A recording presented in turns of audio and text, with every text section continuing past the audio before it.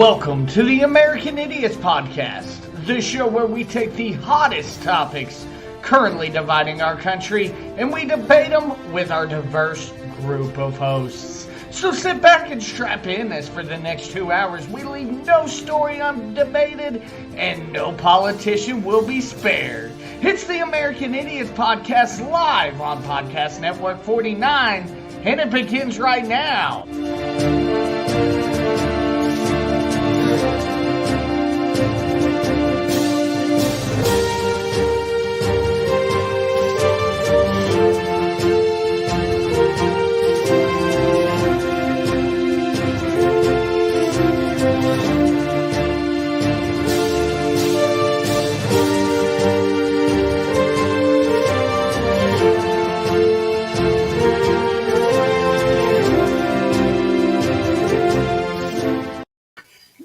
Everybody, welcome into another wonderful episode of the American Idiots Podcast, the last one for 2021. Thank God this year's over. Definitely want to remind everybody, if you're watching on Facebook, go ahead and give us a subscribe. Share the video if you could. If you're watching on YouTube, share the video. Go ahead and like or subscribe to the YouTube channel. And hit the notification bell. And, of course, if you're listening to our audio-only version, number one, shame on you because you're missing a lot of stuff that you could see on the video version. But also, number two, go ahead and subscribe and go ahead and throw us a 5-star review on Apple iTunes. But pretty excited about the things we got going on tonight. Once again, last show of 2021. Want to wish everybody, or say that I hope you all had a very Merry Christmas. And with that being said, we'll go ahead and bring on our own personal Grinch here from the American Idiots Show, the Manny Hispani, who doesn't appreciate me calling him the Grinch. Okay. How am I the Grinch? Maybe not, but it worked. It worked. How you doing, man? I have some serious questions about some of our other co-hosts and whether or not they're actually doing things of importance. I know... Does Keith have a nickname? I don't even remember at this point. We'll just call him Keith. I'm thinking that he is not having his volleyball game. Ooh. That's just my thoughts. I mean, it's the Monday after Christmas. I don't know that he's actually having a volleyball game tonight. Yeah. Tally has had her wedding, and where has she been? I mean, hello. All the planning and everything. Tolly in a few, so I didn't even think about that, but I need to reach out to her and see if she's still on the old payroll, so to speak. But Manny, how was Christmas for you guys? Christmas was great. It was very low key. My kids are at that age where they go and do their own thing instead of coming to the house on Christmas, and I get it. I got to that point as well, but I will have all of my kids under my roof for New Year's, which is great. That is something that Eric and I have done for a long time. Have them at our house, playing, for the lack of a better word. You'll have to forgive me. I've had a couple of rum and cokes and a couple of beers, and somebody's on vacation mode. Yes, very much vacation mode. I took the next 4 days off, or today and the next 3 days off, combined with the holidays that gave me 10 days off, and I only had to spend 4 vacation days. So it's a nice thing. But yeah, every year we try to have a D&D campaign. So I think I remember you telling me about. You were telling me what you were planning on doing or something. Probably not. I think I've told you that I was planning on doing the D&D campaign, but I don't think I went into detail. Okay, maybe not. But usually we have Texas Hold'em. We play Texas Hold'em. Through the night, and the buy-in, of course, is a large size candy bar. Okay. I see you. Well, definitely some excitement coming up there. You gonna watch the Hogs on Saturday play Penn State? We are. We're also looking forward to see what the Cowboys are going to do in the postseason. They always make it to the postseason.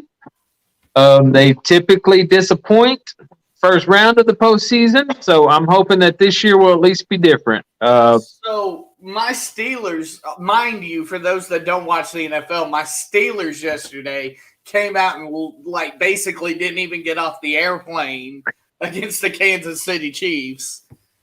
And then the Dallas Cowboys just proceeded to beat up on the School of the Deaf and Dumb, also known as the Washington Football Team. Y'all destroyed them. Like, I watched the last, 5 minutes of it, and I'm just like, geez, why'd they even continue? It was bad. When you put in your secondaries, halfway through the third quarter, you're doing pretty good. Right. Well, let's go ahead and get into things, Manny.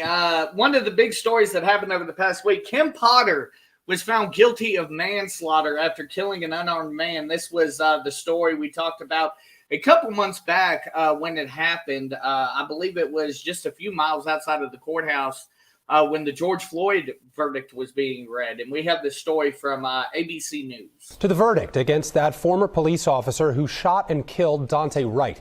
Kim Potter was found guilty of first and second degree manslaughter. And Stephanie Ramos spoke with Daunte's family, and she joins us now from Minneapolis. Stephanie, good morning.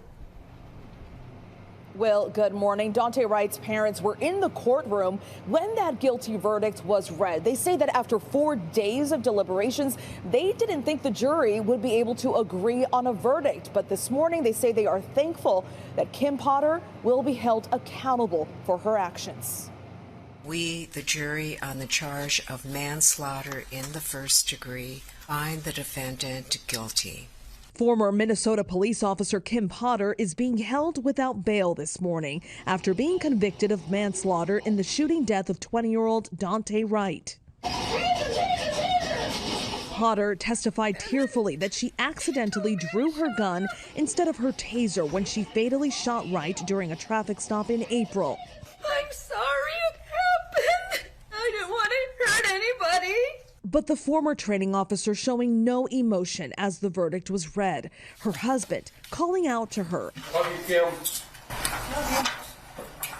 Wright's parents, Aubrey and Katie Bryant, also in the courtroom. And when you heard that she was found guilty on both charges, what went through your mind? When they read the first degree manslaughter, my heart dropped and I let out a wail, and I just buried my head into his chest because I was crying with just so much emotion. The jury, made up of 6 men and 6 women, saw this body camera video in which you can hear the 26-year veteran officer realize what she had done. We heard from her on the stand saying that she was sorry and didn't mean to hurt anyone. At this point, do you forgive her? Never.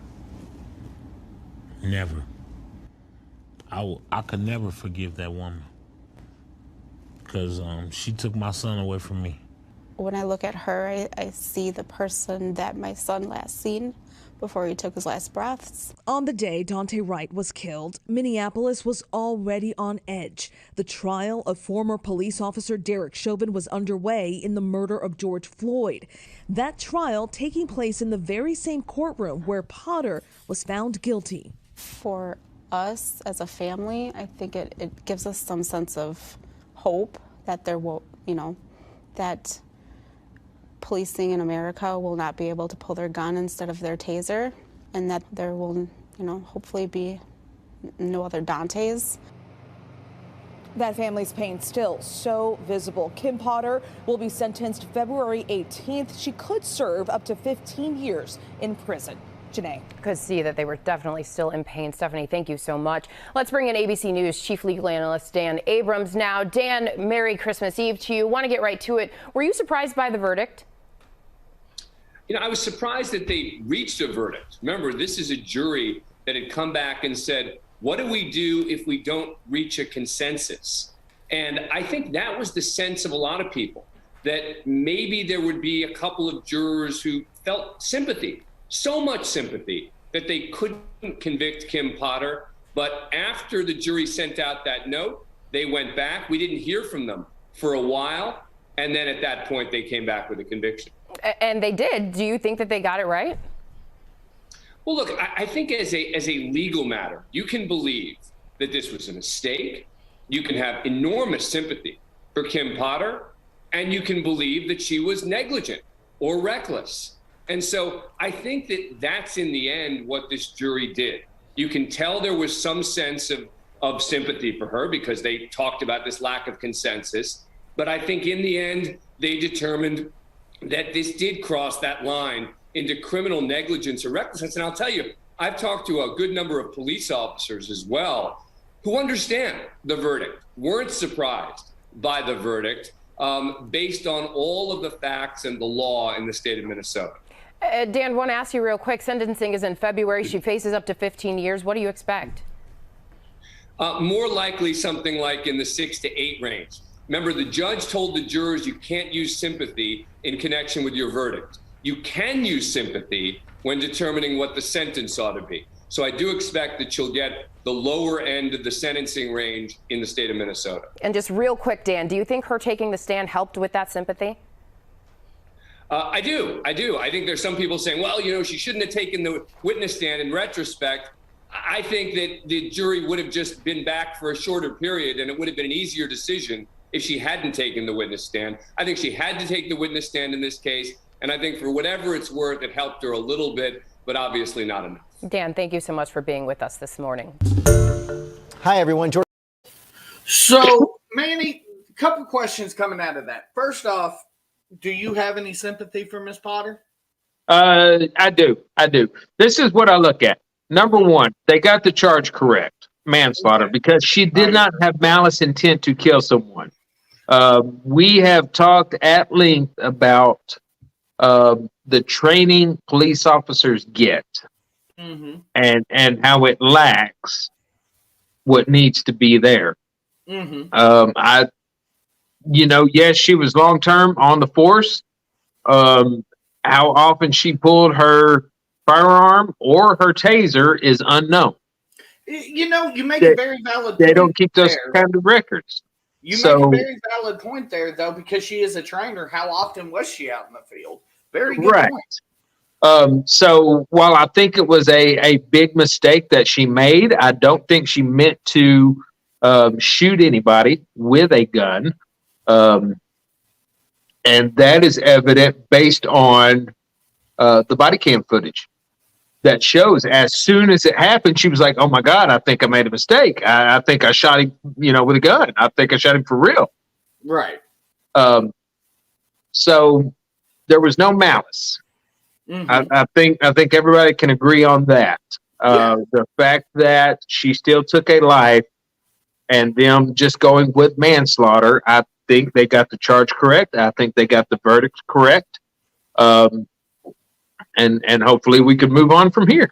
So while you feel sympathy for her, you do still agree that crossed that border into negligence as far as she should be held responsible criminally. Most definitely, because like I said, these people are put into a position of authority with very minimal training. Yes, she made a mistake, but she made a mistake because the training that she received is subpar. Right, absolutely. And that's what we need to focus on, the training of our police force. She's a trainer, so she should be the most trained. And that, again, goes back to our whole point about the fact that these police don't need newer weapons, don't need any. They need better training. I completely agree with that. One of the more poignant moments and I'm not here to bash the victim's family or anything, but I do want to say that it struck me interesting, and I looked at you automatically for a reaction, but when he said he refuses to forgive her, do you think that that's just apparent, or do you think that they don't think that it went far enough? What goes through your mind in that? Pain. Honestly, pain. Like he said, he will not be able to view her as anything other than their son's killer. Right. Absolutely. Over time, that kind of stuff may subside, but at this point right now, that is the only thing he sees, and it's understandable. Absolutely. I couldn't even imagine. I don't have kids. Lord only knows if you were put in that position, how you would react. Right. I mean, you're a parent at the end of the day. So, last thought here. The gentleman said that he thinks that Miss Potter's more likely to end up in the 6 to 8 range due to the sympathy that the jury may have for her. I would honestly, because of her years and everything, I would err towards a stricter punishment. I think closer to the 15 would be reasonable in this case, because she was a trainer who was, Lord only knows how many people she poorly trained, because she can't even tell the difference between a weapon and a taser. And I see a stiffer penalty for this. What about you? I'm thinking they'll go with a lighter penalty because of the lighter conviction. It only being a manslaughter charge versus a murder charge. Right. Yes, they want to get that guilty verdict, as well they should.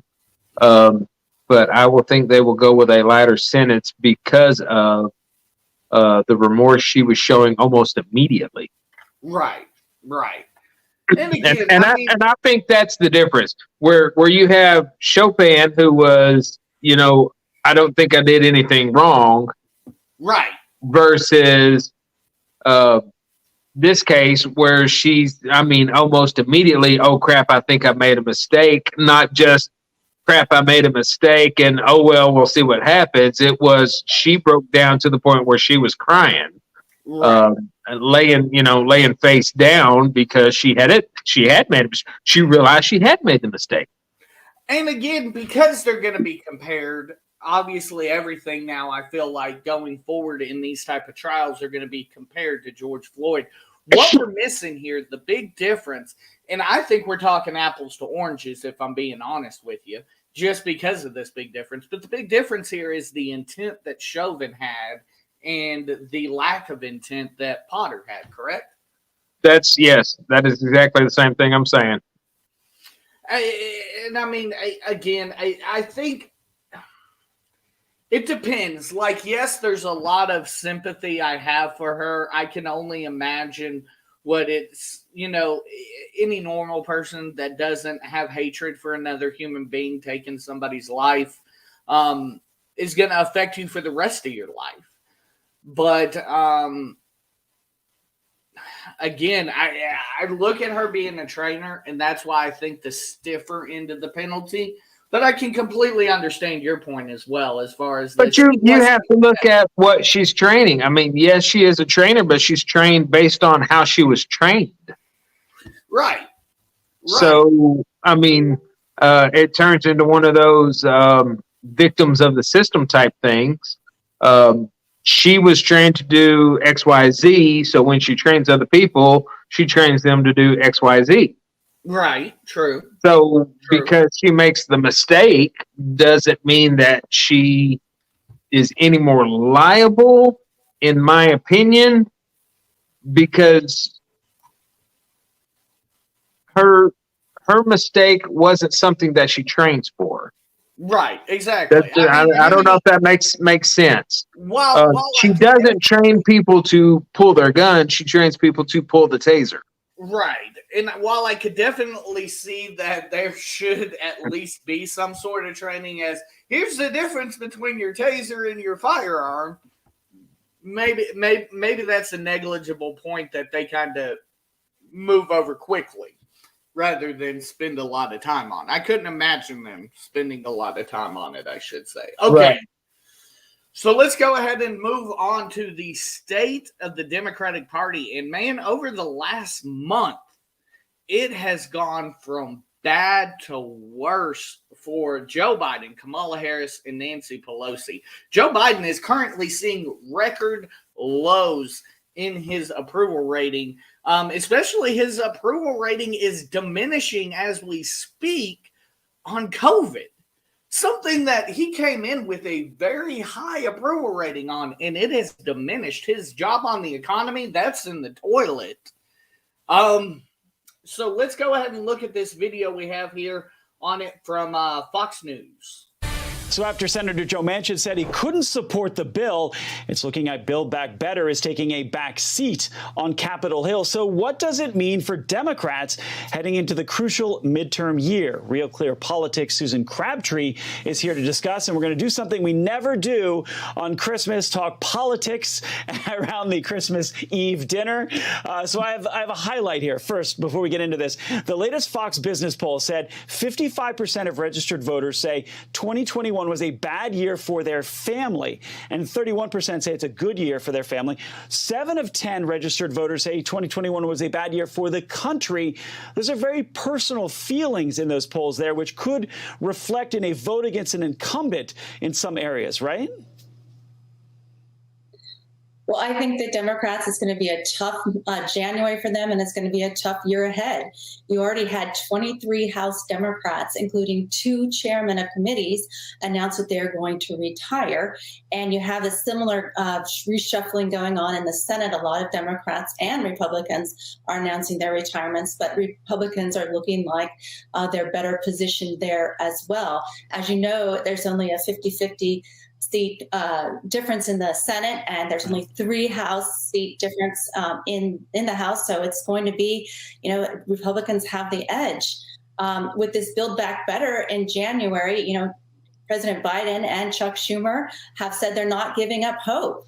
I think the Democrats are experiencing the different stages of grief here. They were in denial, and then there was anger, a lot of kicking and screaming, and now we seem to have some acceptance that they are finally coming to understand that Joe Manchin, controls this process, right, and they need his vote to even start the debate. Yeah, and they need to be nice to him. We'll get to that in a second. But so is the president, I'm curious, toxic for Democrat trying to win a seat or hold a seat? Poll numbers show that Americans are not happy about inflation, gas prices, immigration crisis, with the open border and the violence we've seen in the cities. So is he toxic in this next election coming up? Well, certainly you don't want to be having the poll numbers that you do. It's always difficult for the first midterm election for an incumbent president. It's a difficult situation for any, but he's coming into this with very bad poll numbers and 54% disapproval rating.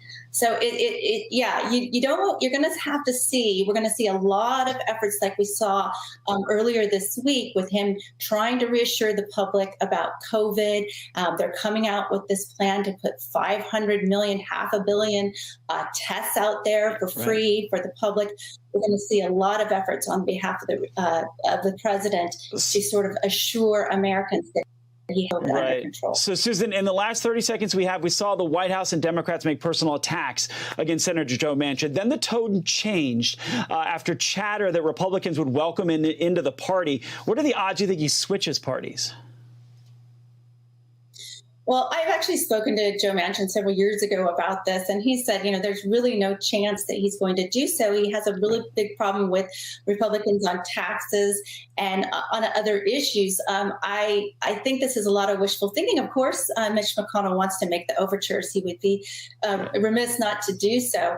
But I do think that Joe Manchin knows he's very comfortable in the Democratic Party. He could, if he does anything, become an independent and caucus with Republicans, and that would really hurt Democrats with this very thin regardless, he's in the driver's seat. Susan, thank you from Real Clear Politics. I really appreciate it. Have a good and Merry Christmas. Hey, Sean Hannity here. Hey, click.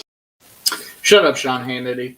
Okay, let's talk about this because over the last month, it's gone from bad to worse for the Democratic Party.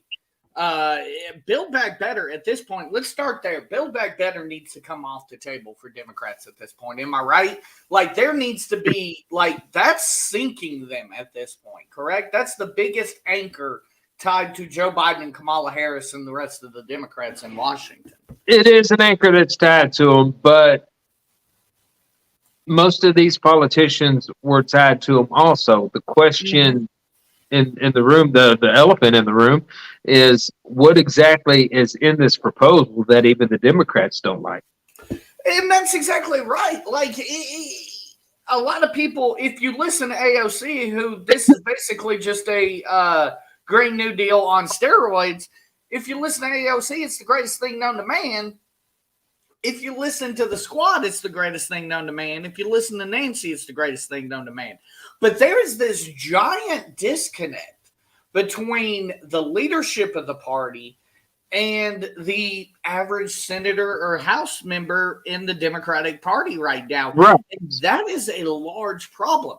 You even heard him talking about Senator Manchin there, who, could cause a lot of problems for Democrats. They talked about him switching parties. Here's one for you. Why wouldn't Senator Manchin, if he has all this power that we believe he does, consider a 2024 run and try to take the nomination away from Joe Biden? Joe Biden's approval ratings aren't that great. The approval ratings aren't great, but at the end of the day, they're still an organized group that will do whatever the leaders tell them. Very true. Very good point. What do you make? Of course, it is happening on both sides, but what do you make of this exodus? Do you think this is the ship kind of righting itself as far as we talk about term limits and things like that? Do you think these people are coming to the table thinking, you know what? I'm tired of politics. I've been in Washington long enough. It's time to get some new blood in here. Or what do you think about that?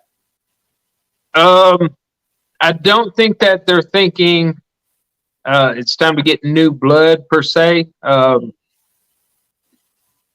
think they're fine with Joe Biden where he was at. I think they're fine with Kamala Harris where she was at. I think they were fine bringing them into power. I think they are realizing what that has done to the United States, to our country. And, do you think that they're thinking that their legacy might be hurt as far as their legacy as, a member of Congress might be hurt by continuing to support? Which, I mean, if you're a Democrat, you have to support who's in the White House, at least marginally. Right. But I don't know that they're worried about their legacy because, I mean, if we think about Joe Biden, prior to the presidency, his legacy was Obama's best friend and the memes and all that. Yeah, it's Obama's best friend. But even prior to that, his legacy was anti-busing. And, I mean, he was very anti-minority. Right. So I don't know that he's worried about his legacy so much. Mm-hmm. I just, from looking from the outside in. No, I'm talking about, are these members of Congress worried about their legacy being tied to a failed Biden? And they may very well be. It baffles me every time I think about it as elections are coming up, because I know in the Arkansas realm, they have tried to put term limits back in several times, but lo and behold, they never have enough signatures for some reason. Right. So, I mean, that's just one of the small ways that voting can be messed with. So if they can do things to make sure that it's not on the ballot, they make sure that you can't vote on it, so it'll never be put against them. So, Manny, I'm going to put you in a tough position, and I'm going to Why would you do that? Because I know your ideologies and mine as well don't exactly line up with them. But I'm going to say, let's play fantasy world, and you're the chair of the National Democratic Party. What do you do to fix this before the midterms?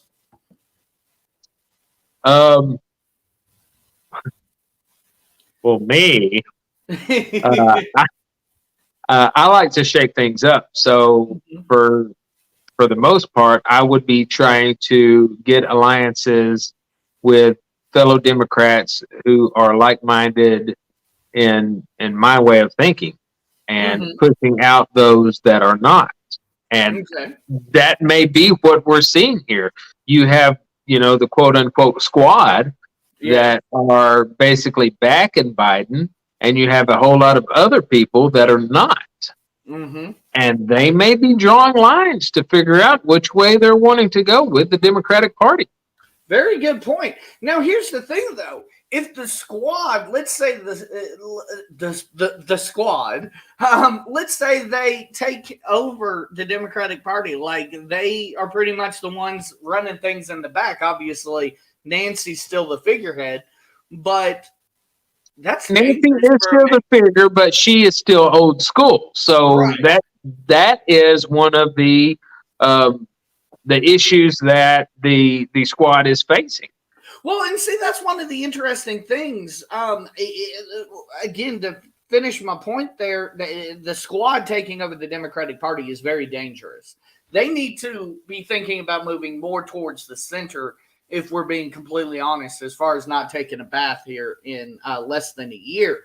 But you make a very valid point. We haven't seen Nancy try to keep the squad or Joe or Kamala in line. She's really towed that line. And there's been times where it seems like she's uncomfortable with some of the stuff that they do, but she doesn't speak up about it. Do you think that we will see Nancy speak up about it? And what do you think the repercussions of that will be? I don't think that she'll speak up about it, because at the end of the day, it is the word politics. She is going to toe that line as long as she can, because at the point you make a decision on whether you're going to the left or to the right, you are cutting off some of the people who have basically put you into that position. Very true. So as long as you can skirt the fence and go both ways, both people will still hold you into that position. The minute that you draw the line and say, okay, this is the way I'm going, you've got a portion of those people that were saying, yes, you're good for this position, all of a sudden saying, oh, no, we made a mistake. You're not good for that position. And that's all either side has to do. We're talking about the Democratic Party, but if the Republican Party finds out that this section is now displeased with the direction the speaker is going, it will be that much easier to get that section on board with the Republican view of things. Well, and just like we heard, Senator McConnell may very well reach out to Senator Manchin about possibly caucusing with the Republicans. Yes, yeah, and would be huge. And that's where you get into those kind of predicaments. And that is why they say it. That is why people say they don't like the politics. Because it's not people thinking what's right, what's wrong, what will help, what won't help. It's how can I get what I want? Absolutely. And that's why so many of us Americans are looking for term limits, because if you can only serve so many terms, it doesn't matter what you want. That will cut a lot of that out. Well, and I said earlier, you could tell that Nancy wasn't exactly comfortable with a lot of the stuff that the current regime and the squad was doing, but she went along to get along. And that's really, when you think about it, though, in essence, a matter of self-preservation, just like you alluded to. She's roughly the third most powerful person in this country right now, behind the president and the vice president. If those two kick the bucket simultaneously, Nancy Pelosi's the president of the United States via succession, I believe. Right. Yes. There may be a couple cabinet members in between there, but I think the Speaker of the House is third in line. Directly to the Speaker. Okay. I believe I wasn't sure if cabinet came first or not, but that's a hell of a position that you won't want to lose. Especially, let's be honest, Nancy is never going to be president of the United States. She's unelectable. Right. She's a lot like Hillary. She's just unelectable. Too much blood, too much time in Washington. Just, it's impossible. Different kind of blood. Different kind of blood. But it comes down to a matter of self-preservation. I would completely agree. And Rich does confirm. He said it would go to the vice president, then the Speaker of the House. So it would be. Nancy is the third most powerful person in this country, and a lot of it you do have to think boils down to self-preservation and not wanting to give up that spot. I know we're kind of putting him on the spot. Is Rich able to come on? Hey, Rich, if you want to, hit me up. I'll send you the link, and you can absolutely come on. But that's the interesting thing. Nancy is going along to get along to keep her position right now, and that is honestly the way I'm looking at it. Most of them in those kind of positions, like I said, don't want to draw a line and pick a side. Rich said not yet, but in a bit he may be able to. So definitely just hit me up, Rich. If you can get on, I'll send you the link, and we'll chat about some of this. But yeah, that's where a lot of these older Democrats, what I see now as the difference is the age gap is that big divider. You've got the young squad who's full of these ideas of what the Democratic Party should be, and then you have these older members of Congress who know how the president works. Right, and I think that is the big difference. You have the boomers that have done things that they understand, okay, this works, this doesn't work, versus the idealistic millennials that want to try different things. Now, when you get down to it, sometimes trying different things winds up working. It does. But here's the thing, though. These young people, especially in politics, we talk about the squad, we talk about the young people that are now getting involved into politics, especially on the left. Well, hell, even on the right, because there's a lot of right-wing young people that are getting involved now. They seem more radical than the older generation. You know, I'm still technically young. I'm 31, but they're even more radical than me. You see, that's why Donald Trump got elected. That's why we saw Joe Biden get elected. These radicalized members of these parties are such that they are really causing deep divides, and it may cause a fracture in both parties. Now we're seeing it honestly play out, though, mainly in the Democratic Party as we speak. Yes, mainly in the Democratic Party, but you're right. But when Trump was in, you saw a divide between the pro-Trump and the anti-Trump. So absolutely. Based on the last two presidencies, it seems like this would be a right time for a third party to actually come along and possibly win, where before a third party was just taken away from the numbers based on who you really knew was going to win. This gives a third party an actual chance. Well, and you make a very good point there. The interesting thing about this, you look back and you talk about these past two presidencies where you see this divide in Washington between their parties, respective parties. Think back, you really saw all Democrats get in lockstep behind Barack Obama. Now, could be argued that it was because he was so popular and they didn't want to risk, committing political suicide, basically, and going against Barack Obama. But then that logic doesn't even speak or make sense in the George W. Bush scenario, because Republicans were in lockstep with him, and you go back and forth. Is it becoming that Washington's finally realized that the president doesn't have as much power as, some may think he has? Or is it that, these young people are just more radicalized? I don't want to say that they're just now realizing that the presidency doesn't have the power that it used to. I think they've always known that the presidency doesn't have as much power as it seems to have. Right. I mean, laws have always been made at a specific level. Other things have always been made at other levels. It has never been a president that has, had the final say per se, other than the executive orders. But the only problem with executive orders, as we all know, is with the next president coming in, those could always be erased. Yeah. So while executive orders are great at the time, it's not a guarantee to be a law. How about this? And we knock Trump for it. Trump didn't act presidential. There's a certain way you go about things. But how about this one I want to run by you before we move on to our COVID update? Is it that these members of Congress are finally playing a card that even though everybody else, the Nancys and what have you, knew that they had, they didn't play out of respect for the office? I think that's always the case.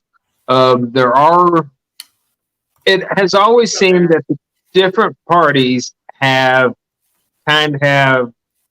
put their own thoughts, their own feelings, their own issues, their own wants to the side out of respect for the person that was in the office. And we are starting to see less of that as the younger generations are starting to come in.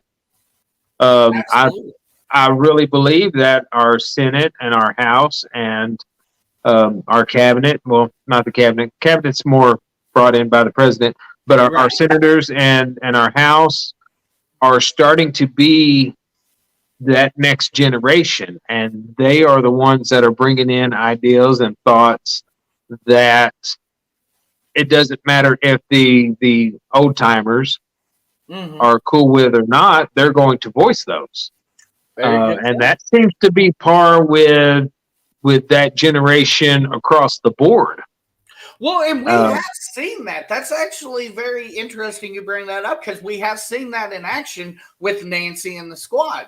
Nancy will tell the squad, hey, don't act like this. I believe it was for a Trump speech. Nancy will tell them, hey, don't do that. And they did it anyway. I forget what exactly it was. And you see it in politics, but I'm talking about across the board. I mean, you see it everywhere, honestly. Just in your grocery store. You ain't lying. You can see younger employees that have come in that are thumbing their nose at the authority figure of their store. Absolutely. You definitely see it with the employment rate. The generation that is not willing to go to work for X amount of dollars because they feel that it's worth more to hold out. Right, exactly. And you definitely are seeing that nowadays. Aaron, glad that you're finally home and you can watch us live. Definitely glad to have you back. Where with our generation and generations, even just the next generation after ours, we wanted more. We felt we deserved more, but we didn't rock the boat about it. Very true. The younger generations don't care, and they will rock the boat. There's something to be said that's both admirable and stupid. I say it's admirable because, yes, it definitely, you should always know your worth. And, that's always been preached to me, even from the young age. But here's the thing. At a certain point, now Biden's made it acceptable to where you can just say, hey, fuck it. I'm going to sit on my couch and, collect this unemployment or this assistance until I find a job that I think is worth my time or in my degree or my chosen field. Whereas back in the day, it was, if you quit a job, you better have another one waiting for you. Right. No matter what it is. Right. And I don't want to say that's the way I was raised, but I mean, that's the way I've always thought about it. Absolutely. I've got a family. I've got kids that were dependent on me. I've got a spouse that's dependent on me. So, yeah, it was definitely, I can't just quit and sit at the house and hope something comes up. It seems like a lot of it seems like a lot of this younger generation aren't even looking Mm-hmm. Mm-hmm. And you're right.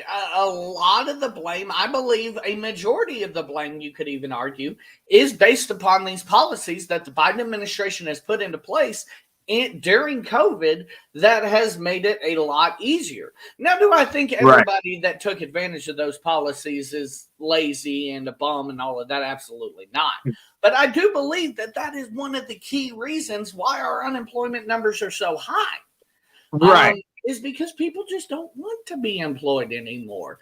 Right. Hell, I'm sitting here going stir crazy. Not everybody's like us, Manny. I'm sitting here going stir crazy. My wife yelled at me earlier because I was doing work today. I logged into my work computer and started doing some work that I had to get done before next Monday. And she was like, "What are you doing? Why are you working off the clock?" My bad. And that's me. I took off, like I said, 4 days: Monday, Tuesday, Wednesday, Thursday, Friday being a holiday. Right. 8 o'clock this morning, I was at a house that needed to be wired. See, I worked until 4:30. You got to make sure you were ready for when you come back, so you're not ever Right. Exactly. So while yes, I took off with the expectation of me just relaxing and just doing things around the house, at the end of the day, I know that house needs to be wired. For those that don't know, I'm an electrician. That homeowner wants that house wired so that they can move into their house. Exactly. And the sooner I can get it done, the better it is for me. And I tell you, to be honest, working when you're not supposed to be working is a lot less stressful than working when you are supposed to be working. That is true. And it's funny how that plays out because, I mean, 8 hours is 8 hours. Why when you're on the clock when you're supposed to be on the clock versus being on the clock when you're not supposed to be on the clock is different? I couldn't tell you. Exactly. It's crazy. But let's go ahead and move on to our weekly update on the Omicron and the COVID. We have a story here from Good Morning America. Joining us now is Dr. John Brownstein of Boston Children's Hospital. Dr. Brownstein, thank you so much for being here the day after Christmas. We are seeing case levels in some states that we haven't seen in months. How concerned are you about this Omicron wave? You know, this is really concerning. We're seeing cases now surpass the Delta wave, averaging over 170,000 cases a day. I think we can all relate, given how many cases we're seeing around us. And while it's good news that this variant is less severe, just the sheer number of infections means that we have concerns about our hospital capacity. And we're already seeing overwhelmed EDs across the country. And we know this much transmission only furthers viral evolution. And that's why it's so important to double down on vaccinations, testing, masking, all the things that we know work to keep transmission down in the community. And to that point about hospitals, the CDC guidelines now shortening the isolation times for some healthcare workers if they test positive. Do you think that that could help those hospitals that could be crushed with patients? I think it will. We don't know the optimal isolation time for Omicron, but of course this change means that, our healthcare workers might not be stuck in isolation at a time when we need our hospitals to be functioning. These guidelines don't apply to the public. That might change in the future, but for now, we need our hospitals running to potentially deal with a surge in the coming weeks. And Dr. Brownstein, you are a parent just like I am, so it is concerning for parents when you hear that pediatric cases are rising. Here in New York, there are reports of a 4-fold increase since early December in children being hospitalized here in the New York City area. What does that tell you? Well, we don't know yet whether Omicron affects kids differently, but the reality is so many of our children remain unvaccinated. About only a third of children under 18 are fully vaccinated at this point. And while we know COVID is less severe in our kids, we also know that it's had a real impact in our kids across severe illness and death. And that is why, it's so important for those that are eligible and around, especially our children under 5 who are yet to get the vaccine, to be vaccinated, to really cocoon them, protect them, especially as we're entering this surge. And I know you mentioned before about the severity of Omicron. What do we know about how severe or less severe Omicron cases are? We're finally getting good data coming in from different countries. It's showing actually good news, about 50 to 70% lower risk of hospitalization when it comes to Omicron. This is something that, we're excited by because, of course, with this many infections, you'd want a hospitalization risk to be lower. But that still tells us that, with this many cases, we still have this concern. So, yes, there's room to be optimistic about Omicron, but we can't let our guard down as we're entering in these coming weeks. And Dr. Brownstein, real quickly, why is this variant moving so fast? You know, it's because of these mutations that is accumulated on the spike protein that increases its transmissibility and immune evasion. And this is why it's spreading, 2 to 3 times faster than the Delta variant. This is why we have this concern. And of course, now is the time to double down: vaccination, testing, masking, reduce mobility. Let's get through these next few weeks together. And that social distancing and isolation, all of that. Dr. Brownstein, thank you so much for being with us. Well, hey there, GMA fan. So, Manny, here's my thing. We know a couple things about Omicron. He said it right there. 50 to 70% less likely to enter a hospital than with the other variants. Right. We know also that this variant has shown an immunity to the COVID vaccination. We know this. Right. Let me input some information that I found out today on that point right there. They have said that 3 different COVID medications, I'm not going to use the word vaccine anymore, 3 different COVID medication shots won't stop the Omicron variant symptoms. And that is staggering that they're still pushing the same vaccination, especially knowing that over the past 2 weeks, we've had not one, but now you shared a story that there is a second medication, literally medication this time, talking about, I believe, a pill that you can take to mitigate COVID symptoms. Why are we pushing vaccines? Why are we not pushing even harder now and doubling down on masking rather than these vaccinations? We're pushing so hard on these vaccinations, but now the dominant strain is immune to these vaccinations. So we're kind of shooting ourselves in the foot if my math is adding up here. I don't know why we're pushing the vaccines. I understand we're not pushing the masking because the masking doesn't work. The masking was a smokescreen to get you concentrating on something else. Mm-hmm.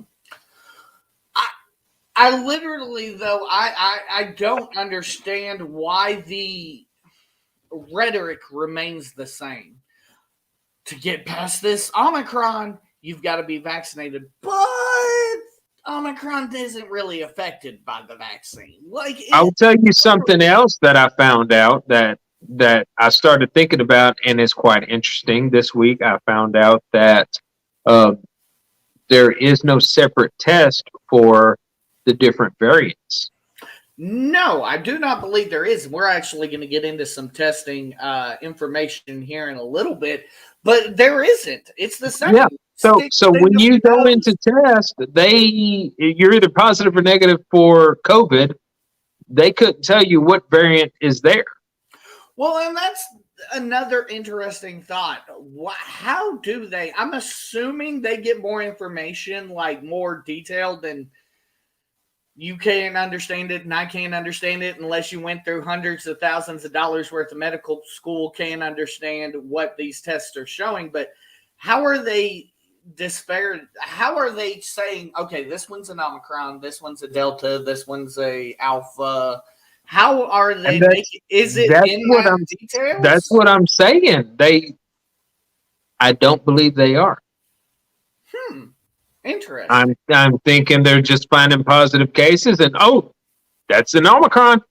Do you think maybe that they're matching symptoms? Like they say that Omicron attacks differently than Delta, and the variants attack differently. Do you think they're just matching symptoms at this point? Like, you got a sore throat, that's Omicron. Right, they may be, but I think that's a mistake to do it that way if they are doing it that way, because you had a lot of people that had the original COVID test that were asymptomatic. It didn't seem to be that bad. They didn't have a lot of issues that other people did. So to just lump it into a file or a column and saying, it must be this because it acts like that, without actually testing the DNA of it. I mean, seems pretty reckless. When I said that, I should have thought about this because it happened to me, but I didn't even think about it. But yeah, the whatever variant or what have you that I caught almost a year ago to the day, it affected me completely different than, the stories that we had heard. Basically, I had a severe case of allergies, and it sucked. But, so technically, if we looked at just the symptoms, I'd have been off the page somewhere else because I barely had any symptoms. So definitely something interesting. Overall, am I concerned about Omicron? I'm more concerned that it would suck to get sick, but from what we're seeing right now, again, 50 to 70%. I know that's not real numbers. Like you've said multiple times, they talk in percentages a lot. But 50 to 70%, I'm not that worried about it. I'm not going to be in fear for my life if I were to catch it. You know what I mean? And the other thing we got to look at is how the government keeps changing things. Originally it was a 14-day quarantine. Then it turned into a 10-day quarantine. Now they're saying 5 days is good enough. Mm-hmm. So what are the things that are changing this number? And every time they move that number, they don't exactly say why they're moving that number.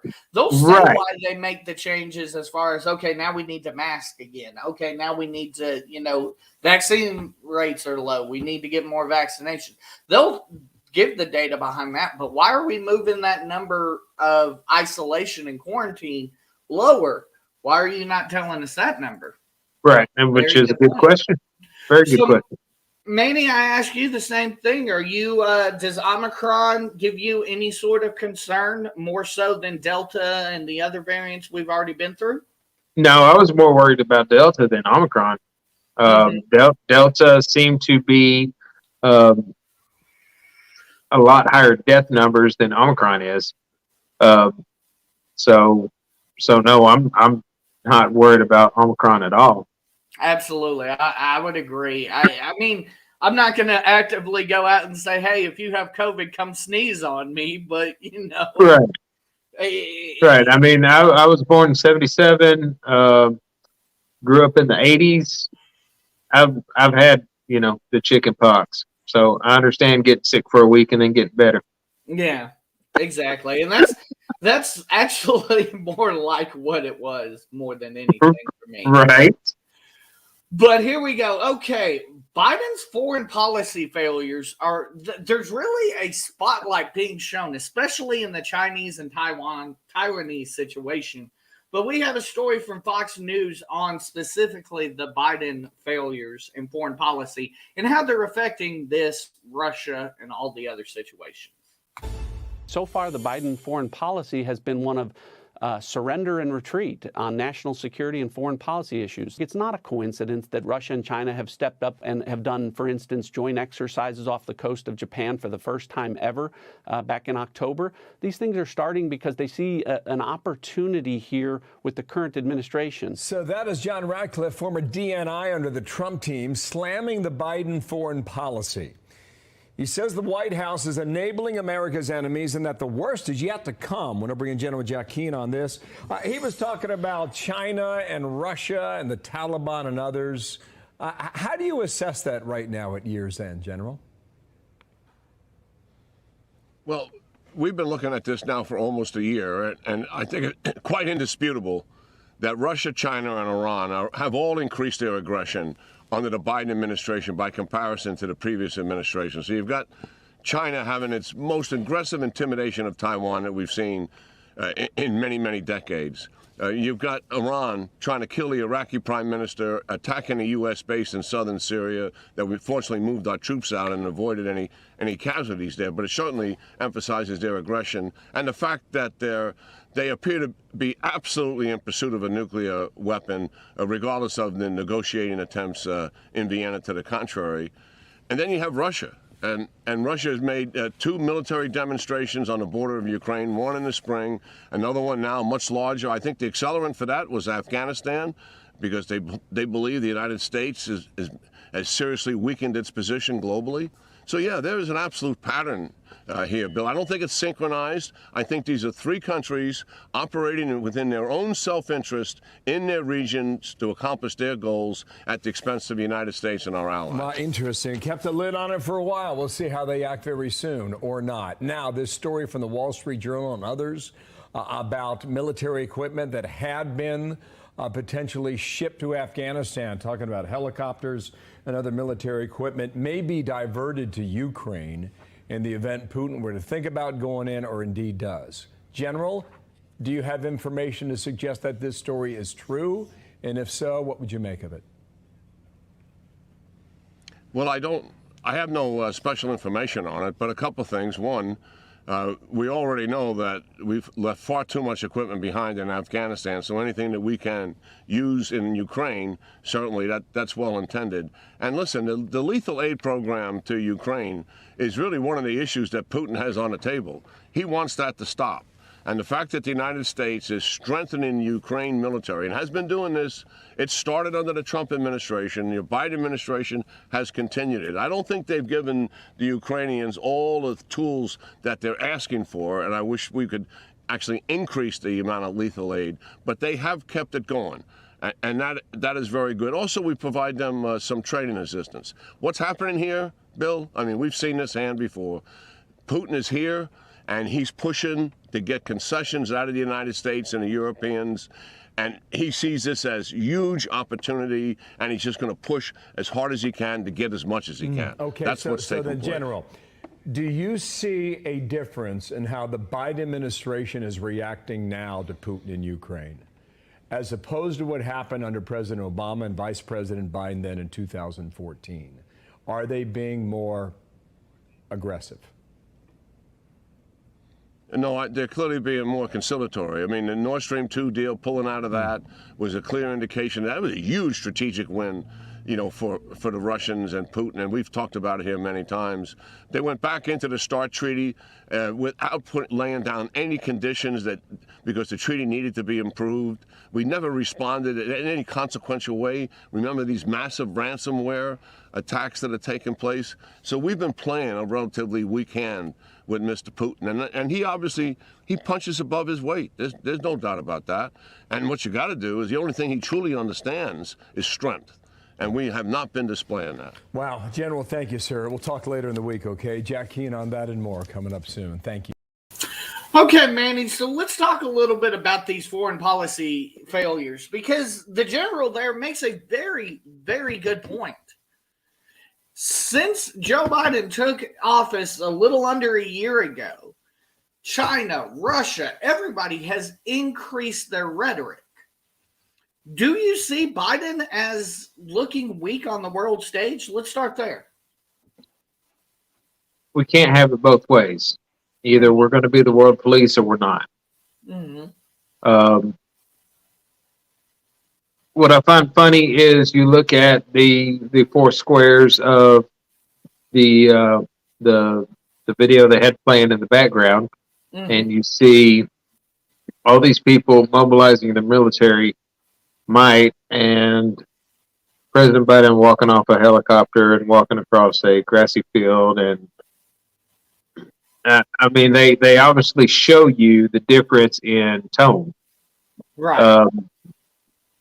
What I don't get is President Biden talking about redirecting equipment from Afghanistan to the Ukraine. I thought we lost all the equipment that we had. You know, that also struck me as a little odd when he said that. I don't know if this is new equipment or whether we have some sort of reconnaissance mission that we went and tried to get our equipment back. Like, I don't know. It almost, the way he described it, though, made it sound like we were sending new equipment to Afghanistan, which... To what purpose? Because exactly, as far as I know, we don't have any military troops over there. Exactly. Why would we be sending more equipment?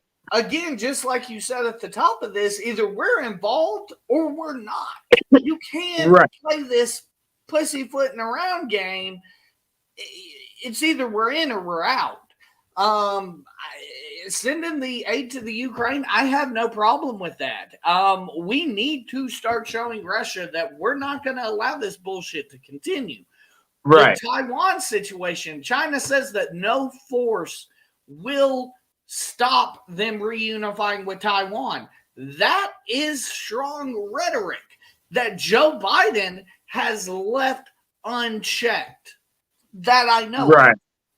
Right.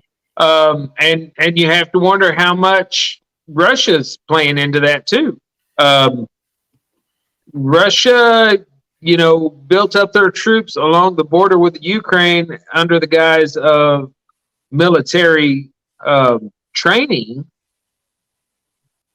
Yes, they did pull back all their troops to go back to whatever bases they came from. Right. After the quote unquote training was done. But the question is, how much of it was he trying to see how quickly the United States would act upon a mobilization that close to the border? Well, and I'm not nostalgic. Don't get me wrong. I'm not nostalgic for the Trump administration, and I'm not saying he handled every foreign policy thing correctly. But put Trump in this situation, China releases something like that, Trump's on the news that night, if not on Twitter immediately. Right. Yeah, very good point. Trump did not sit back to see what happened. As soon as it looked like something was going on, he was very vocal about it. Barack Obama, real similar. As soon as anything was going on, unless it dealt with Afghanistan, I think he's the only president that sent unmarked cash over there. Mm-hmm. Other than that incident, if anybody was speaking out of line, he made sure that they knew that the United States was there. Now, he may not have gone as far as we wanted him to, but he would be on TV saying, hey, we got something for you. You keep messing with us. Do you think this is a situation where on paper Joe looked great, but now we're finding out that Joe's just unmatched when it comes to foreign policy, or overmatched, when it comes to foreign policy? I don't know that he looked great on paper. Where did you get those stats? I mean, when you look at it, look back again at the Obama administration, and to be fair, right or wrong, the Obama administration and old buddy Joe were two different things. True, but right or wrong, a lot of people give him credit for what Barack Obama was able to accomplish during his Surely not. You don't think people give him credit? People thought that man was. I don't think people gave Joe Biden credit for things that Obama was putting in place. No, I do not. I saw a lot of people thinking that Joe Biden was going to be the second coming of Barack Obama. What I saw. I can somewhat agree with that statement based on Joe Biden wanting to be liked by everybody, the same way Barack was. Mm-hmm. But I don't think that people considered Barack Obama as being the man getting things done while, Joe Biden was the man getting things done while Barack Obama was in office. True.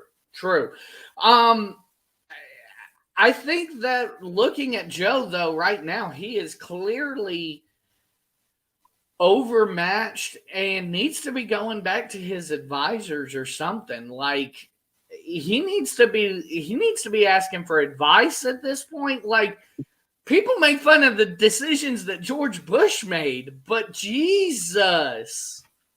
Joe was overmatched in the freaking debates. You're talking about a superpower in Russia and an up-and-coming contender with China. Yes, he's overmatched. I mean, who could not be overmatched in those debates with Donald Trump? He wouldn't shut up. Right. Neither of them would, but no, that's a good point. But no, he needs to be going back to his advisors. I mean, people, right or wrong, people hammer George Bush for the decisions he made, but he always made the decision. It seems like Joe doesn't want to make a decision.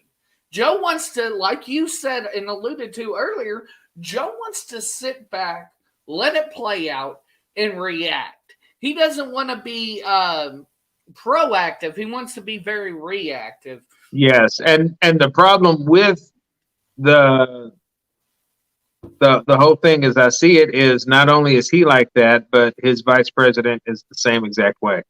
Well, and that's the next thing I want to discuss. Is that a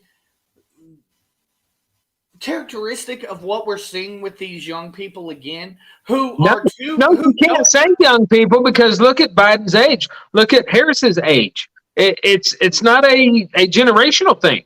Well, I mean, again, though, earlier we talked about how, these people were, these younger people who Joe's trying to appeal to want to kind of sit back. They don't want to be involved in another war. War is evil, so on and so forth. But you really have to, in reality, you have to find a fine line between reactionary and proactive. You don't want to shoot too quick, because then you get a situation like the guy in Afghanistan who was just trying to take his groceries into his kids. Right.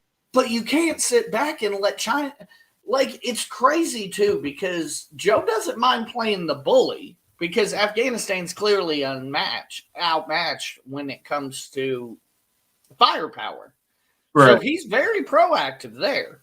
But with Russia and China, he's just like, hey, y'all do what you want until you step out of line, and then I might get on TV. Maybe. And that's, I want to say that's just Joe Biden. I mean, I don't think it's necessarily him knowing that we've got the upper hand in Afghanistan and he's laying down the law. I think it's the generals and stuff like that are telling him that's no big deal. So do you think it's a bigger problem cabinet-wise than it is with Joe? No, I think he is just sitting back, waiting to see what happens. I believe Kamala Harris is also sitting back, waiting to see what happens. Mm-hmm. I think that our generals, our cabinet members, everybody that has already been involved with Afghanistan know what Afghanistan is going to bring or could possibly bring. Right. Therefore, they're able to tell Joe, look, we've got them beat here and here and here, so you don't have to worry about them. But because we've never really been in it with China, and it's been how many years since we've been in it with Russia, they don't know how to react. It's kind of a risk analysis situation. Okay, yeah, I could definitely see that. So I ask you, I mean, if this keeps going down the way it's going, I mean, in a year, are we at war, or are we still sitting back? I believe it depends on what China or Russia does. And see, here's the thing. It seems like the more they press, the more we stand up. If they don't press, then we continue to sit back and watch. And that's kind of like, it almost seems like that's their version of the risk analysis. Like, where's this line? Where's the line where they start to pay attention to us? What can we get away with? Where can we go right up to that line and tippy-toe it? And the scary part of that whole thing is they aren't just looking at their neighbors. Right. Russia's not just looking at the Ukraine, and China is not just looking at Taiwan. Yeah. No, that's why they are looking at a world domination. Yeah, absolutely. That's why they teamed up and ran exercises together. Like the general said, I mean, the only thing that these world leaders understand is violence. And it is not the time. I know people are gun shy because of what happened in Iraq and what happened in Afghanistan. But now is not the time to be gun shy. You cannot be you cannot be nervous sitting behind that desk calling these shots. You have got to be firm. Right. And that is where our president, our vice president, our cabinet, our military, well, the people that make decisions for our military are lacking because they don't want to push the issue when it's over there. But they're not realizing that it seems like what they're doing is a worldwide thing. They're pushing for over here. Yes, Russia is looking at the Ukraine, but they're willing to take on the U.S. Yes, China is looking at Taiwan, but they're also watching the U.S. They are. And the fact that they are already testing ballistic missiles that will reach Japan and reach the West Coast, that's a should problem. be taken seriously. Absolutely. And the fact that they are testing those kind of weapons and nothing is really being done about it is what is concerning. It's very disturbing. Okay, let's go ahead and move on to Christmas weekend. We saw a bunch of flight cancellations, and we're still seeing them today due to COVID, as well as a few other things, the flight shortages and the other stuff that Biden has brought us. So my question is, will this be the norm moving forward? And we have a story on this from CBS Evening News. Worldwide surge in COVID cases is wreaking havoc on people's travel plans this Christmas weekend. Lilia Luciano is live at Los Angeles International Airport. Lilia, how bad is it? It's bad, Jamie. United Airlines and Delta are now on their second day of cancellations in the triple digits. But the airlines say it's only a small fraction of flights that are being canceled. Most will take off as scheduled on this, one of the busiest weekends for air travel.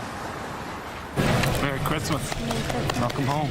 For many travelers hoping for a smooth holiday weekend, getting home has become a bit of a nightmare. We're going to miss our Christmas dinner tonight. Nearly 1,000 flights have been canceled in the U.S. tonight, with airports in Atlanta, Los Angeles, and Newark, New Jersey seeing some of the most dropped flights. I thought it was incredibly stressful 2 years ago. I had no idea what stressful really meant up until now.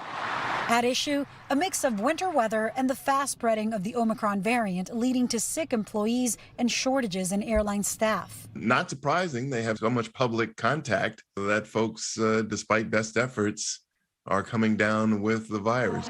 It's a tough time for weary Americans eager to travel again, with a nearly 200% increase from last year in airline passengers traveling on Christmas Eve alone. I'm getting to see one of my nieces for the first time since she was born in August of 2020. Some with canceled flights will brave the roads, joining an expected 100 million others this holiday season. And for those whose planes made a landing in time for Christmas dinner, the promise of reunions now years in the making. So many flights are being canceled, and tomorrow hundreds more are expected to be canceled as well. And for those flyers who are concerned about the fast-spreading Omicron variant and are stuck at airports here at LAX, while you wait, you could get a test, a vaccine, or even a booster. Jamie? Seems like a good idea. Lilia, thank you. So, Manny, I ask They're you. just giving those boosters and medications wherever. Walgreens, CVS, the airport, freaking, they're going to be standing right outside your home in a matter of months. Hey, just this wait. This is the craziest crap I've ever knocking seen. on the doors. Just wait. Yes. Are you vaccinated? Let me see your microchip. I don't know if you saw that news story from KATV. But anyway, is this going to be part of this? We talk about the new norm with COVID. Is this just going to be part of the new norm? Or is this something that the travel industry needs to be concerned about, you think? And even up. Well, you got to look at several things, Mike. What? You have to look at several things, Mike. Mm-hmm. Number one, the winter weather. Canceling flights. That has been a part of winter weather for how long now? Yeah.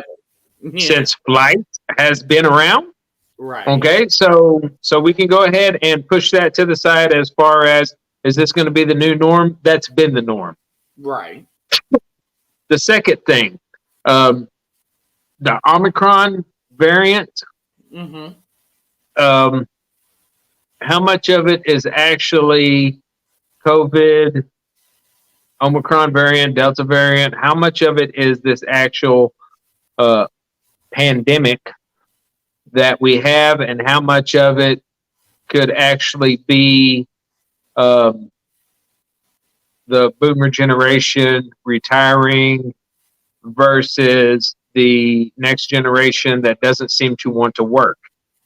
Good point. Good point.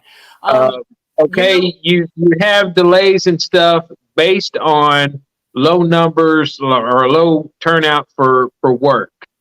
But do you have a low turnout for work because of COVID actually, or is it because the number of people that have COVID versus the low number of employees because that younger generation don't want to work? Don't want to work, right. And you make a valid point there. You said, you talked about the winter weather. Is there a chance, far be it from the media, to try to influence the thought of Americans, but is there a chance that this really isn't that big of a COVID situation? It is more of a routine winter weather and staffing shortage situation. I think I answered that question, Mike. You want me to rewind? Okay. You did. Yeah, I mean, you understand where I'm coming from because you're asking the same question that I just asked. The bottom line is COVID and whatever variant they have right now is what they're trying to push for whatever reason. That's what they're trying to push, so that's what they're going to tie everything into. Very true. When you see the president talking about different things happening because of the new variant that's coming out, when you see them talking about, oh, we've got your vaccine right here at the airport, when you see them talking about they're giving away these medications for public health, yet they still won't do anything about diabetes medication and they won't do anything about cancer medication, how do you expect us to think it's really about the public's health? Very true. There's a lot more money in treating illness than curing it. Very true. So while I don't have the answers as to what's really going on, I can say that what they're saying going on smells a lot like duty. Well, speaking of that, and we can tie this one in because we don't have a video of it. The White House has, back in October, turned down even more COVID at-home tests. My question here, are they putting all of their eggs in the vaccine basket? And I don't know if you had an opportunity to read the story I sent in the group chat, but the White House back in October, I believe it was October 22nd, turned down an offer of 730 million at-home COVID tests to send to people that may need them, absolutely free of charge. The White House shot that plan down, and 3 days later said that they would go through the FDA regulatory process. Do you believe that they put that away to kind of play with the numbers so that they could get this vaccine looking right? Here's the big question. Did they give a reason why they shot it down? Not one in the story, but from what they said 3 days later, they said that they would seek to bolster their rapid at-home testing through the FDA's regulatory approval process, is the way it was put. So basically, again, what they're saying is these things aren't FDA approved, so we're going to kind of put it on the back burner. That's the official story, but again, far be it from the Biden administration to want to push the vaccine and not offer an at-home test that, hey, you may have it, and play with the numbers, potentially see a spike in numbers to hide the effectiveness of the COVID vaccine. And it's hard to say because, they don't have at-home tests for the flu. They don't have an at-home test for measles or mumps or anything else. So I can understand them not approving an at-home test for COVID, but in my opinion, that just goes to back how ineffective COVID is. So I'll bolster this question and give you even more information. Over the past week, the White House actually just announced a plan to send out mass COVID at-home tests over the past week. So 2 months later, now the White House is cool and on board with at-home tests. It again, just like you said, smelling like duty in the last one, this kind of smells like duty to me. Like, hey, were y'all playing with y'all didn't want to see a sudden rise in people making it even easier for people to get tested. Y'all didn't want to see a spike just in case there were people who wouldn't go get tested to hurt your vaccine numbers. Very possible. The other thing you have to look at is, did they want that kind of stuff coming out at Christmas time when people are getting ready to travel? The other thing you have to look at is whether or not they're obviously backpedaling. Mm-hmm. Were they aware of something in this test that they have changed? And now they're saying, oh, yeah, this test is good. Mm-hmm. Good point. I don't think that they have been through the approval process. I haven't seen anything that says the FDA approves at-home testing yet. So I don't think it's that. So very good point. Maybe these tests are different, but 730 million. Could you imagine if just a percentage of those came back suddenly being positive, what that would do to America's confidence in their vaccine that they seemingly want to push? Right. I mean, that is always a possibility. I could definitely see the motive. We'll put it that way. Right. They definitely want to make it seem like this vaccine is the end all. So yeah, definitely having, that many at-home tests show that the vaccine really doesn't do anything. And the reason I'm not thinking it's that big of a deal is because we've already seen that the vaccine doesn't do anything. True. But do you think it's dangerous in this fight against COVID to put all of your bags or eggs just in the vaccine basket rather than diversifying? I definitely do. And I've spoken up about this quote unquote vaccine. Right. It's ridiculous how much they are pushing it when the recovery rate is so high to begin with, and the fact that you're still able to not only catch the symptoms but carry the symptoms even while vaccinated. Unbeknownst to you, potentially, and you're out spreading it amongst everybody. Very true. Very good point. Okay, final story before we get to our 2021 American Idiot of the Year.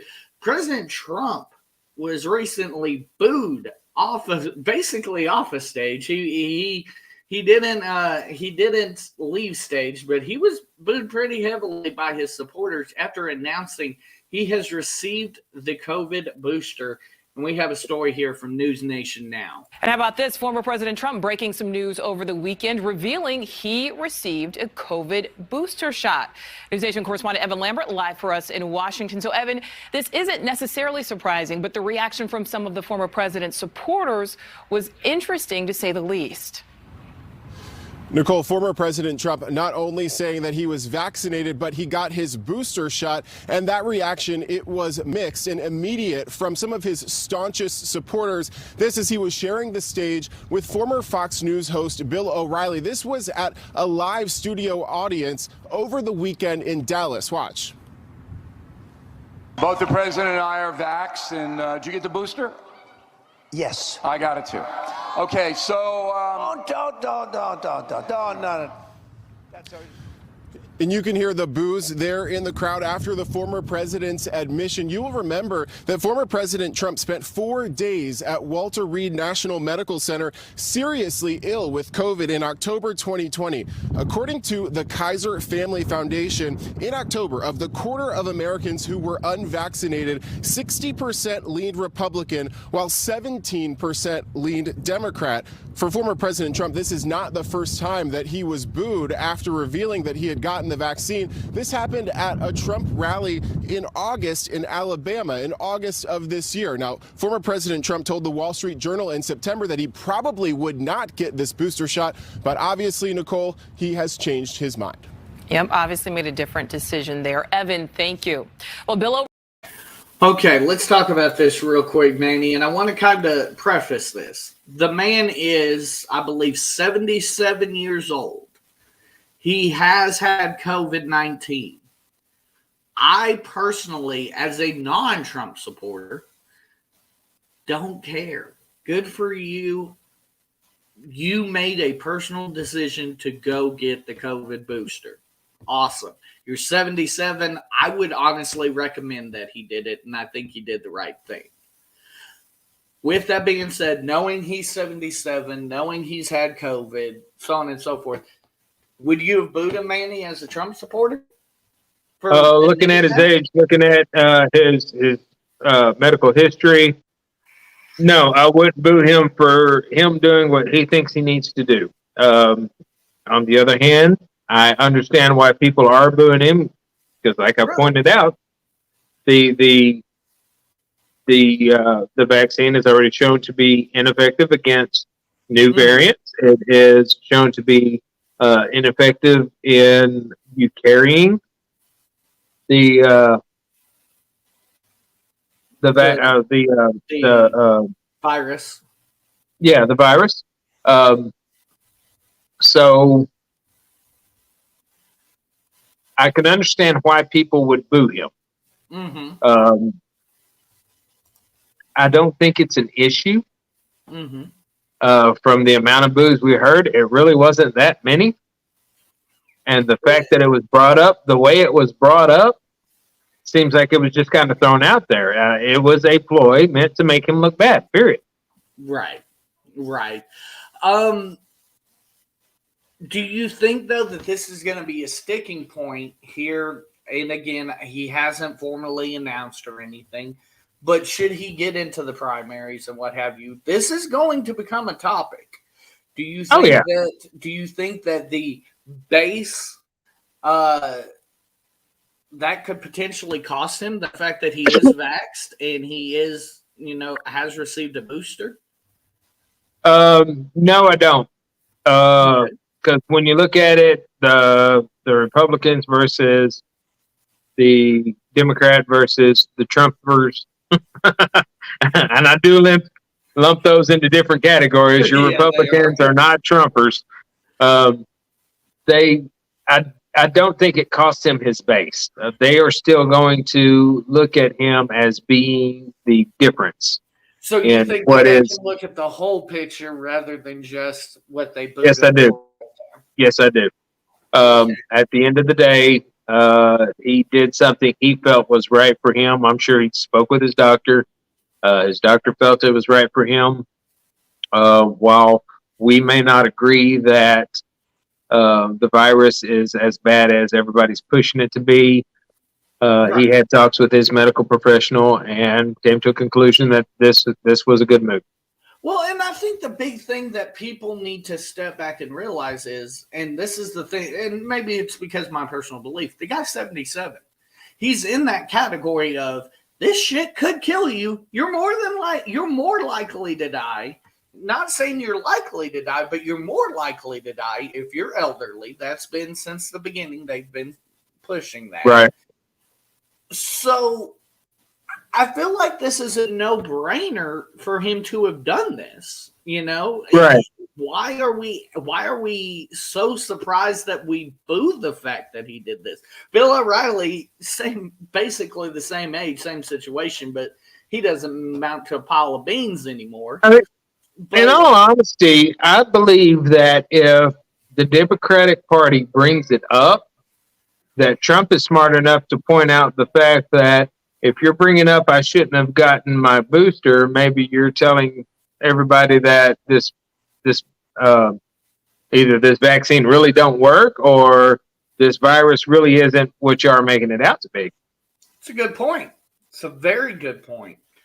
Okay, now it's the time that we've all been waiting for, at least I have, because I already know who it's going to be for me. The 2021 American Idiot of the I'm willing to bet that ours is the same, to tell you the truth. Really? Okay. Yeah. My 2021 American Idiot of the Year, and it was down between two people, and I guarantee you can guess who they were. But I actually changed it over the past 24 hours. My 2021 American Idiot of the Year will be Kamala Harris. And the reason why Kamala Harris is my 2021 American Idiot of the Year is in my opinion, no vice president has been put up or set up for success as much as her and put on this pedestal as much as the vice president has and failed so miserably at every single turn. Kamala Harris is a liability.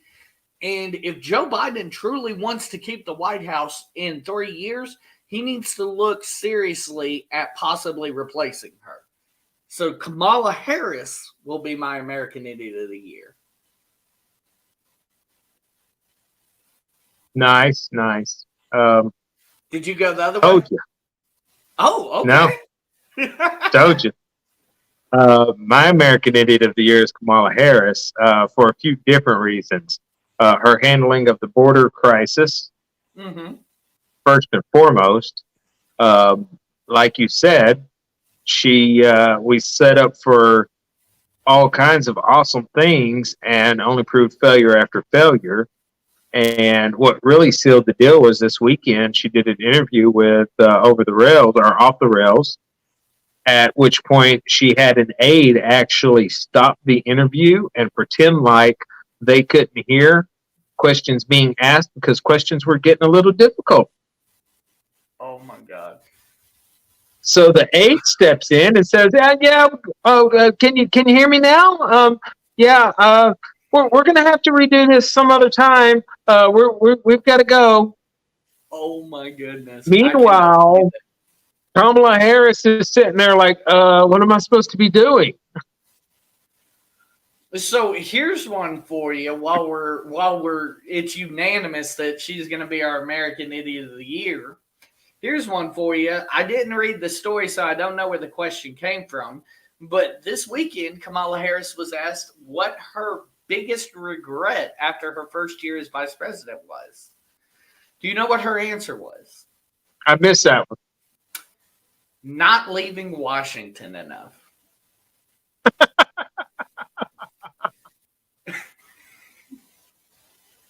Nice. That's God. her biggest regret. Okay. That is her biggest regret after 1 year of just failing miserably is that she did not get out of Washington enough. Hey, wow. Wow. Okay, Manny, that's pretty much all we got for this week. Is there anything you got before we go on and sign off? No, sir, but my daughter is here with chocolate on her fingers, but she does not have a shirt, so I'm not going to let her come in the screen. Don't need any of that going on. Which would you have? Chocolate cake? Ooh. That's good stuff. Oh, an ice cream sandwich. Oh, she still has chocolate on her hands. Now, I can only hope that we do better as a country in the coming months. I think there are a lot of ideas that are being pushed that are a little far out there. We need more research in a lot of areas. You look at solar power, you look at wind power, great ideas, and perhaps they can help. The only problem is the sun is not always shining and the wind is not always blowing. So those cannot be 100% changes that we can make right now. You look at EVs, electric vehicles. great idea. We can cut out some of the carbon footprint, but at the end of the day, it's Huge great for upfront. local use. Mm-hmm. Do what? Huge upfront costs having to build those filling stations like you talked about. Right. And in the long run, having to sit to wait for a battery to charge when you're doing a cross-country trip is going to be out the door real quick. You can fill up a gas tank in 5 minutes and be gone. Versus how long will you have to sit to charge batteries just to continue on your way? So definite pluses for the environment. One of the smartest things, and I just thought about this when you brought up that point, one of the smartest things the hotel industry can do is actually add the recharging stations as part That of the is a cost good of the point. room. Right. People will definitely book rooms based on that if that becomes a common thing. That would actually be genius. I mean, there are great ideas out there, and I'm not trying to kill idealism, but we have to make it practical as well. And Absolutely. And I think that's where a lot of people are failing in this push to green energy. Absolutely. So I'm going to put you on the spot here, man. We're sitting here in a year. What does the country look like in 1 year? Do we have Build Back Better? Has the Republicans taken control? Where are we in a year, you think? I would like to think that in a year we do have the Build Back Better, but it is changed enough that they are more focused on the infrastructure and less focused on outside powers. I would hope that Kamala finally does something. Right. Anything? I mean, finish one project. One. Just one. So go take one trip to the border. That's how you get out of Washington, D.C. So yeah, it's sitting here in a year. I honestly don't see it a lot different because I don't see a lot that's going to change in the year. The cabinet members are still going to be in place. Our senators, our House party members are all still going to be in place. I just really don't see a lot changing. One of the stories that I had shared with you was how the government is helping people buy land and residences so that they can rent them out. I think things like that needs to stop, but as long as the people are in power that have been in power, that's not going to change. Nope, not at all. I've been a very vocal proponent of limiting the amount of money an investor, because that's what they are, limiting the amount an investor can get from a property. Absolutely. Is a very needed thing. Who's going to pay when they default on those loans? These guys. Right. Absolutely. Well, Manny, we're going to go ahead and get on out of here. I certainly appreciate you. Happy New Year to you, and Happy New Year Merry Christmas, Happy New Year. Merry Christmas and Happy New Year. We'll see you next year, everybody. Good night.